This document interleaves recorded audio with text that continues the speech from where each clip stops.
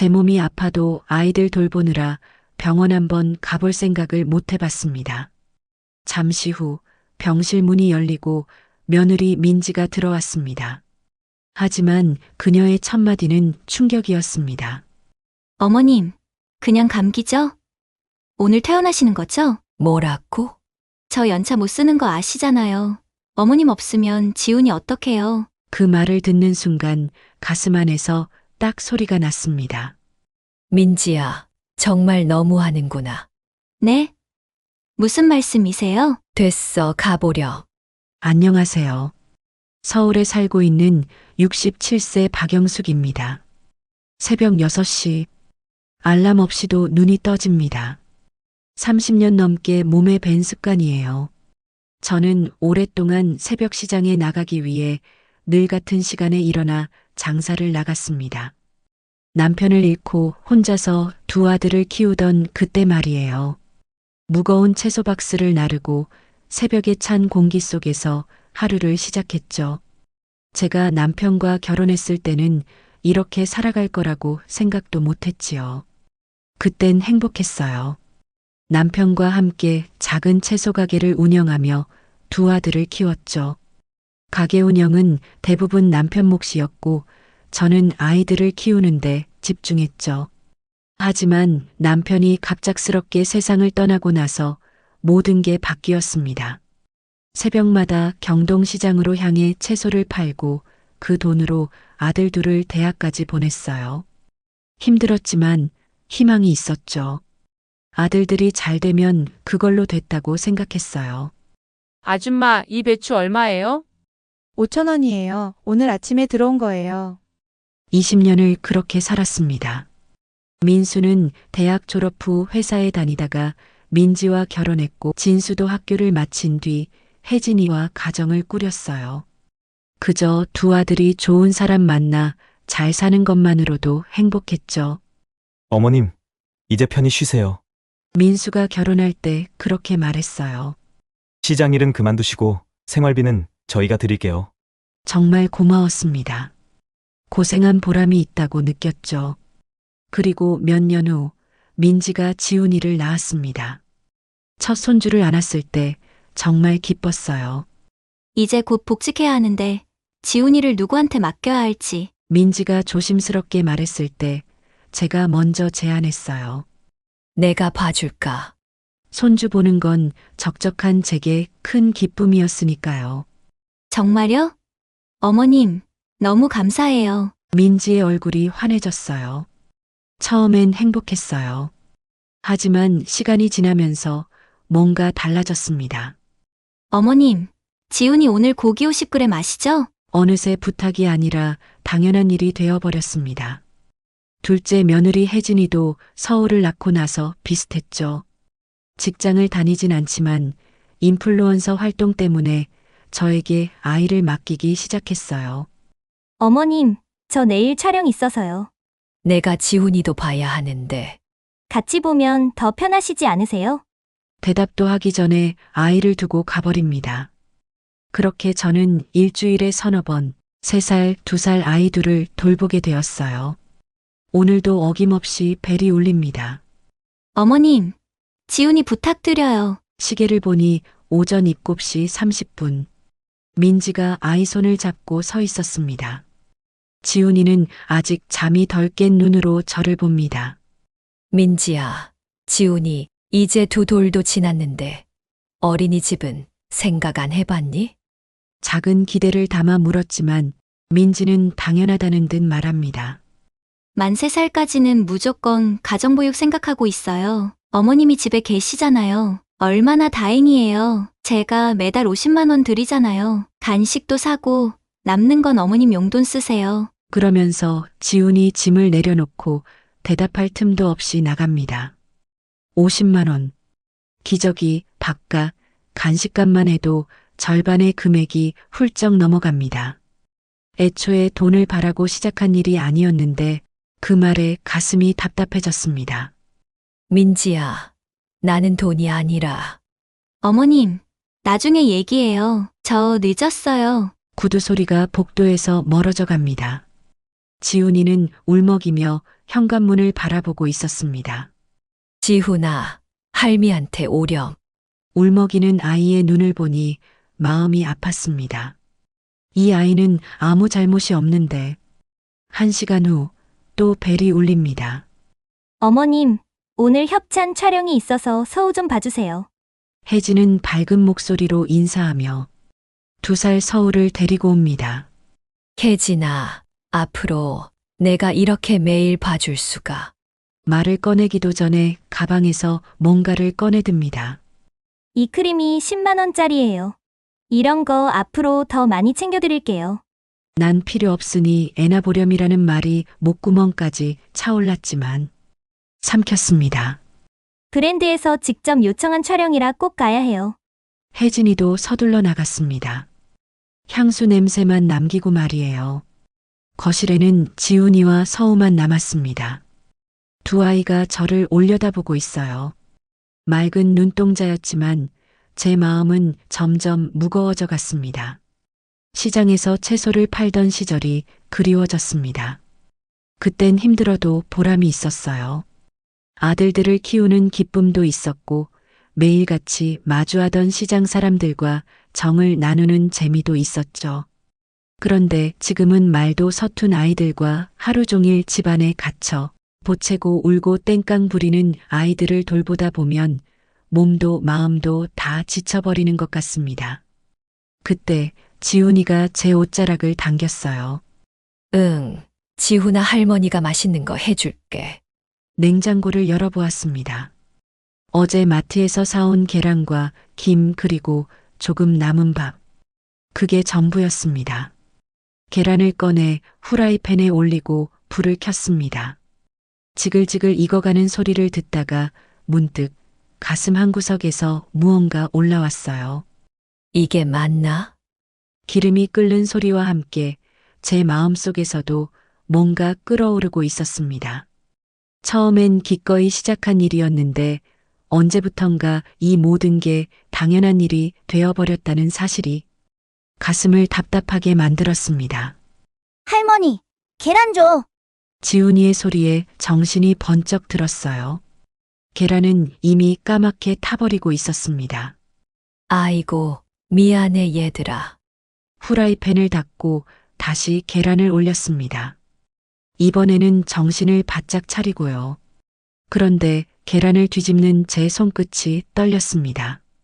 머릿속에 자꾸만 한 문장이 맴돌았습니다. 언제까지 이렇게 살아야 하지? 그 목소리는 처음엔 아주 작았지만 점점 더 선명해지고 있었습니다. 일주일이 지났습니다. 변한 건 없어요. 새벽 6시에 눈을 뜨고 7시 반이면 민지가 지훈이를 데려옵니다. 그리고 1시간 뒤 혜진이도 서울을 맡기고 가죠. 오늘도 마찬가지였습니다. 어머님, 오늘 지훈이 영어 방문 수업 선생님 오세요. 민지가 들뜬 얼굴로 말했어요. 그리고 오후엔 미술 선생님도 오실 거예요. 아직 어린애한테 너무 무리하는 거 아니니? 요즘 애들 다 해요. 지금 안 하면 나중에 뒤처져요. 민지의 눈은 반짝였습니다. 교육에 대한 열정으로 가득 차 있었죠. 하지만 제 마음은 점점 식어갔습니다. 자신들 생활비가 빠듯하다며 50만 원으로 기저귀, 식비, 제 용돈까지 해결하라고 하더니 지훈이 교육비엔 매달 200만 원을 쓴다니 그 모순이 가슴을 찔렀습니다. 오감 수업도 알아보고 있어요. 부담되지만 투자잖아요. 민지는 계속 말했습니다. 마치 자랑하는 것처럼요. 전 하나밖에 안 나올 건데 지훈이한테 올인해야죠. 어머님 선생님들 간식도 좀 챙겨주세요. 그 말에 제 안에서 뭔가 툭 하고 끊어지는 소리가 났습니다. 일단 다녀올게요. 지훈아, 오늘도 할머니 말씀 잘 들어야 해. 민지는 지훈이를 남기고 서둘러 나갔고 다시 저와 지훈이 단둘이 남았습니다. 할머니, 놀자. 지훈이가 제 옷자락을 잡아당겼습니다. 맑은 눈으로 저를 올려다보는 아이. 응, 지훈아 할머니가 뭐 해줄까? 빈속으로 온 지훈이 아침을 챙기려 냉장고를 열었습니다. 대단한 건 없었어요. 그래도 뭔가 해줘야 하니까요. 1시간쯤 지나 역시나 혜진이가 도착했습니다. 어머님, 오늘 정말 중요한 미팅이 있어요. 반짝반짝 화장한 얼굴, 화려한 옷차림. 브랜드에서 직접 요청한 촬영이라며 서울을 내려놓았습니다. 서후 기저귀랑 간식은 어머님, 쿠팡 시키실 줄 아시죠? 링크 보내드릴게요. 기저귀 얼마 안 해요. 부탁드릴게요. 혜진이의 목소리는 가볍고 무심했습니다. 요즘은 아예 링크까지 보내며 직접 주문하라는 시기였죠. 10분 거리에 친정엄마도 있는데 허리가 아프다며 늘 제가 맡게 됩니다. 저 진짜 가야 해요. 늦으면 안 돼요. 높은 구두 소리가 복도에 울려 퍼졌습니다. 거실엔 지훈이, 서후, 그리고 저만 남았습니다. 할머니 뭘? 할머니 까까? 할머니 안아? 하루 종일 쉴 틈도 없이 이어지는 아이들 목소리. 67세 몸으로 3살, 2살 아이들을 돌보는 건 정말 힘든 일이에요. 허리는 욱신거리고 무릎은 쑤셔옵니다. 오후 3시쯤 서우가 갑자기 울기 시작했어요. 엄마. 엄마. 현관문을 두드리며 울부짖듯 엄마를 찾았습니다. 서후야, 엄마는 저녁에 온단다. 아무리 달래도 아이는 울음을 멈추지 않았습니다. 그 울음소리를 들으며 제 마음도 무너져 내렸습니다. 이 아이들은 죄가 없어요. 하지만 저는 점점 지쳐가고 있었습니다. 저녁 6시, 민지가 왔습니다. 어머님, 지훈이 어땠어요? 지훈이가 엄마를 많이 찾더구나. 그래도 어머님이 계셔서 다행이에요. 어린이집에 보내면 더 힘들어했을 거예요. 그 말이 이상하게 들렸습니다. 어린이집은 안 되고 저한테 맡기는 건 괜찮은 건가요? 어머님, 내일은 지훈이가 자고 가야 할 것 같아요. 중요한 해외 바이어 미팅이 있어서요. 그렇게 민지는 지훈이 손을 잡고 돌아갔습니다. 7시쯤 혜진이도 도착했어요. 어머님, 촬영 대박이었어요. 팔로워가 1000명 늘었대요. 서우는 어땠어요? 많이 울진 않았죠? 엄마 찾더구나. 그랬구나. 엄마 보고 싶었어? 혜진이는 서울을 안고 웃으며 말했습니다. 내일도 부탁드릴게요. 또 촬영 잡혔거든요. 그깟 팔로워가 뭔지 어깨가 축 처지고 한숨이 나왔습니다. 혜진아, 어머님, 저 댓글 때문에 빨리 가봐야 해요. 내일 뵐게요. 그녀는 웃으며 돌아섰고 저는 조용한 거실에 혼자 남겨졌습니다. 문이 닫히고 거실엔 정적만 남았습니다. 조용한 방, 텅 빈 마음. 주저앉은 채 거울을 보니 주름진 제 얼굴이 보였어요. 언제 이렇게 늙었을까요? 아들들만 잘 크면 내 인생에도 여유가 올 줄 알았는데 이런 삶을 꿈꾸진 않았습니다. 그날 밤 잠이 오지 않았습니다. 천장을 바라보며 생각했어요. 언제까지 이렇게 살아야 하지? 그 질문엔 아무런 답이 없었습니다. 지훈이는 4살이 되자 어린이집에 다니기 시작했습니다.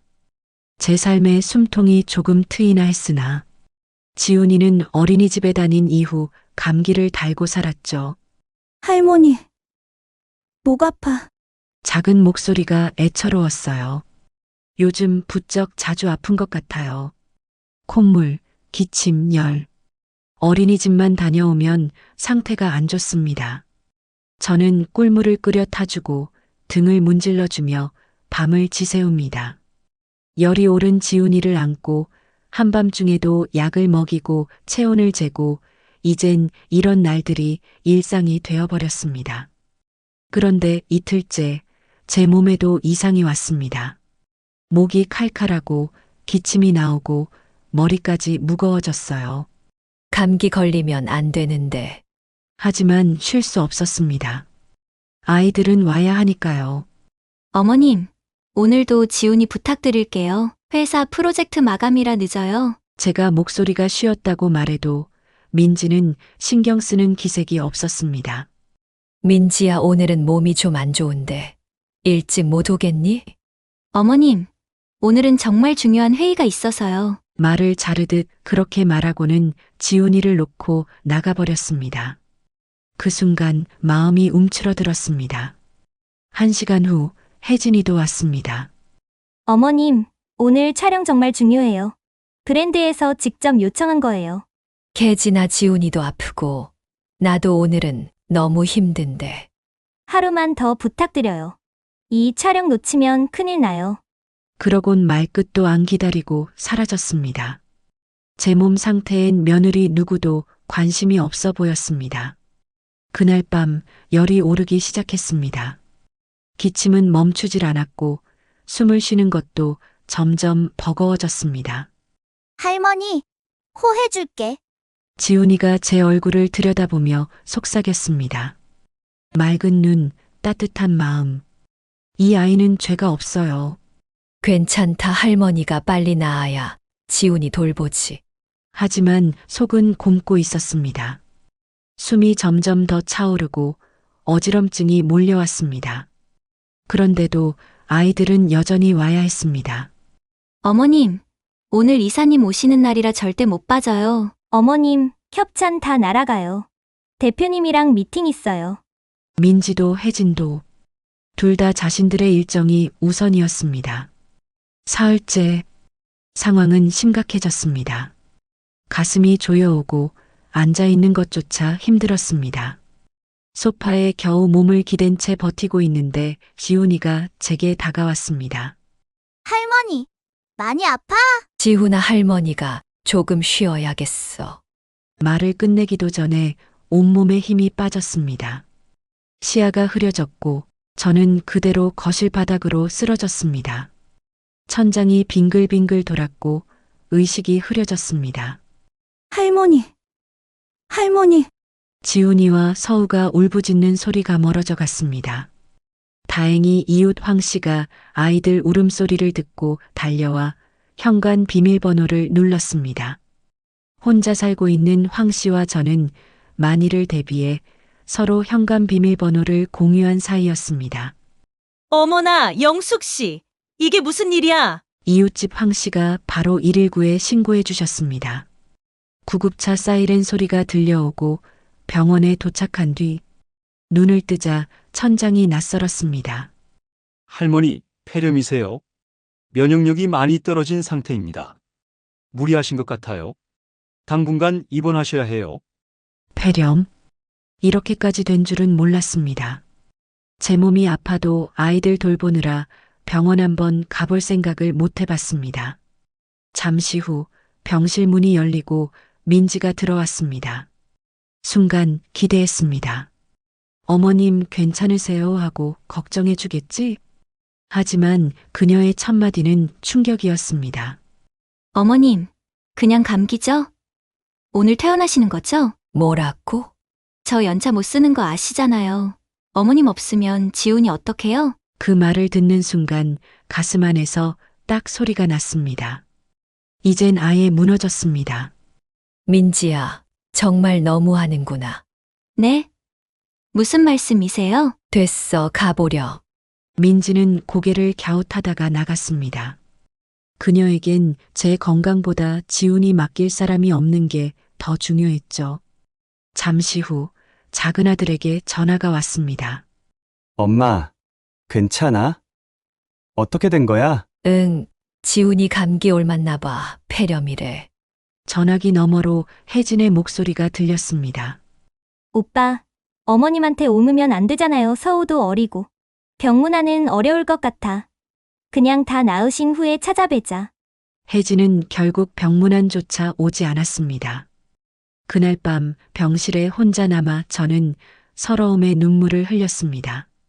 누가 볼까 부끄러워 숨죽여서 혼자 몰래 울었습니다. 아무도, 어머님 괜찮으세요? 많이 아프셨어요? 식사는 하셨어요? 그 누구도 묻지 않았습니다. 20년 전이 떠올랐습니다. 남편을 잃고 새벽 시장에서 채소를 팔던 그 시절.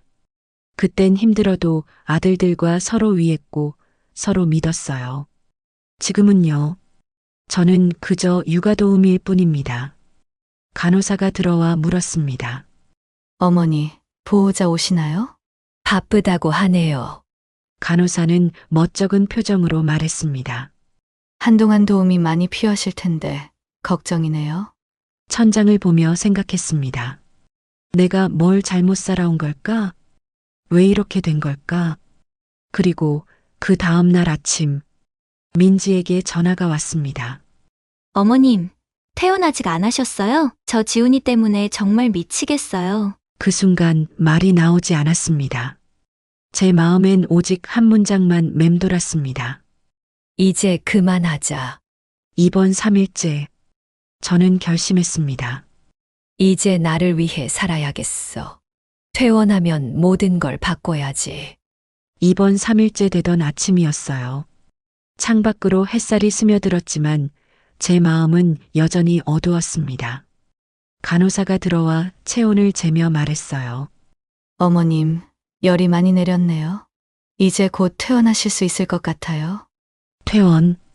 그 단어를 듣는 순간 제 안에서 뭔가 또렷하게 정리됐습니다. 이제 내 인생 살 거야. 저는 단호하게 결심했어요. 퇴원하자마자 곧장 부동산에 전화를 걸었습니다. 집을 팔고 싶어요. 최대한 빨리요. 어머님, 갑자기 왜요? 무슨 일 있으세요? 빠르면 빠를수록 좋습니다. 목소리엔 확신이 담겨 있었고 부동산 사장은 놀란 듯 했죠. 요즘 상승장인데 조금 더 기다리시는 게. 괜찮아요. 저는 그냥 지금 팔겠습니다. 전화를 끊고 나서 집 비밀번호와 휴대폰 번호도 바꿨습니다. 손가락이 조금 떨렸지만 후회는 없었어요. 현관 앞에 혼자 있고 싶습니다. 찾지 말아주세요라는 메모만 남긴 채 저는 조용히 모두와 단절했어요. 그 집은 남편과 함께 두 아들을 키운 공간이었습니다. 거실엔 아이들 어릴 적 사진이 걸려 있었고 부엌엔 남편이 좋아하던 그림도 있었죠. 하지만 이젠 감옥처럼 느껴졌습니다. 매일 아침 7시 반이면 아이들을 맡기러 오는 며느리들, 마음대로 외출도 못하던 제 일상. 시장에서 채소를 팔던 그 억센 손으로 이삿짐을 쌌습니다. 가족에게는 아무 말도 하지 않았습니다. 다시는 흔들리지 않을 거야. 혼잣말이 나왔어요. 이틀 후 부동산에서 전화가 왔습니다. 할머님, 집 보러 오겠다는 분이 계세요. 언제 괜찮으세요? 지금 당장이라도요. 생각보다 집은 금세 팔렸습니다. 35년 전 구입했던 집이 꽤 많이 올라 작은 아파트 한 채를 사고도 충분히 여유가 있었어요. 조용한 동네에 햇볕 잘 드는 투룸 아파트. 깨끗하고 아늑한 그 집을 보자마자 저는 말했어요. 여기로 할게요. 잘 결정하셨어요. 이 가격이면 정말 괜찮은 매물이죠. 계약을 마치고 나오는 길, 마음이 이상하게 가벼워졌습니다. 이삿날 짐은 많지 않았어요. 옷가지 몇 벌, 생활용품, 그리고 몇 장의 사진. 나머지는 다 정리했어요. 이제 새로 시작하는 거야. 새 집에 도착했을 때 작지만 오롯이 저만의 공간이라는 사실이 참 좋았습니다. 아무도 저를 부르지 않았고 아무도 아이를 데려오지 않았습니다. 그 조용함이 그렇게 소중한 줄은 몰랐어요. 첫날 밤 차 한 잔을 마시며 창밖을 바라봤습니다. 이게 자유구나. 가슴이 벅차올랐습니다. 며칠 뒤 초인종이 울렸습니다. 문을 열자 며느리 민지가 서 있었어요. 눈이 퉁퉁 부어 있었고 얼굴은 하얗게 질려 있었어요. 어머님, 여기 계셨네요. 전화도 안 되고, 집 비밀번호도 바꾸시고, 민지는 울먹이며 말했어요. 지훈이 혼자 케어하느라 정말 힘들었어요. 그래서 제 목소리는 차가웠습니다. 갑자기 왜 그러시는 거예요? 저희가 뭘 그렇게 잘못했나요? 민지야, 아직도 내가 뭘 잘못했는지 모르겠니? 혹시 드리는 돈이 적어서면 100만 원씩 드릴게요. 제발요. 100만 원. 돈이 문제라고 생각하는 며느리에게 다시금 실망스러웠습니다. 돈이 문제가 아니야. 그럼 대체 뭐가 문제예요? 너희가 날 진심으로 걱정해 본 적 있니? 내가 폐렴으로 입원했을 때 병문안 한 번 왔니? 퇴원은 언제냐? 지훈이는 어떻게 하냐? 그저 너희 걱정뿐. 그게 전부였잖아. 민지는 할 말을 잃었습니다. 이제 그만하자. 민지는 울면서 돌아갔습니다. 문을 닫고 나서 저는 길게 숨을 내쉬었어요. 마음 한쪽이 아리긴 했지만 후회는 없었습니다. 다음 주엔 혜진이도 찾아왔어요. 배가 조금 나와 있었죠.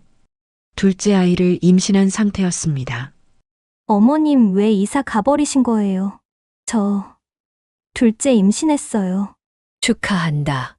어머님 도움 없이는 못 키워요. 제발 도와주세요. 여전히 철없는 모습이었어요. 혜진아, 내가 선택한 일이야.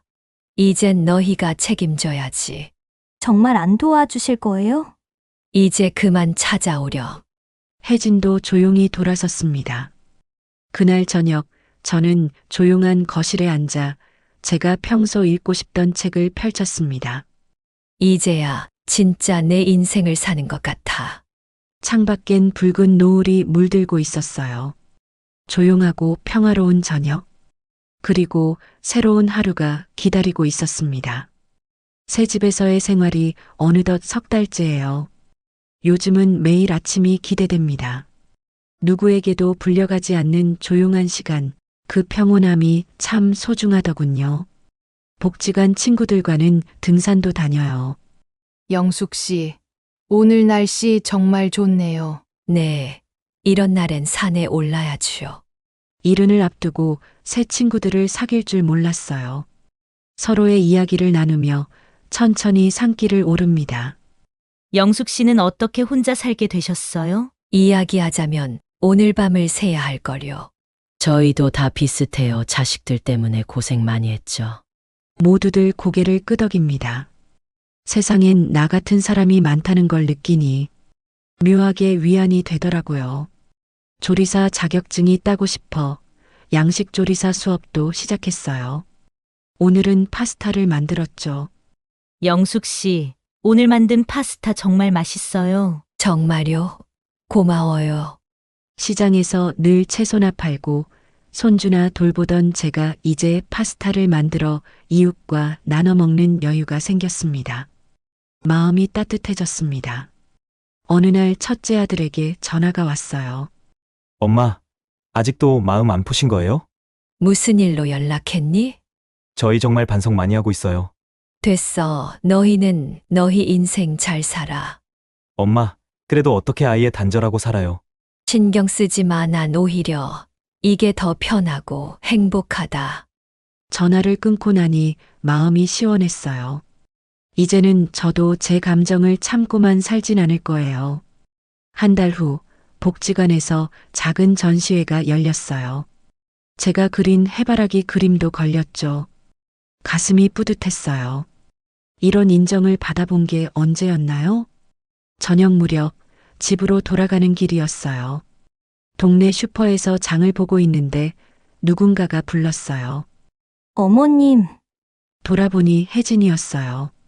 배가 부른 모습에 얼굴은 야위어 있었죠. 어머님, 정말 힘들어요. 서우 혼자 키우면서 임신까지 제발 도와주세요. 정말 후회하고 있어요.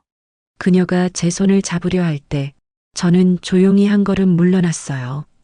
혜진아, 넌 아직도 정신 못 차렸구나.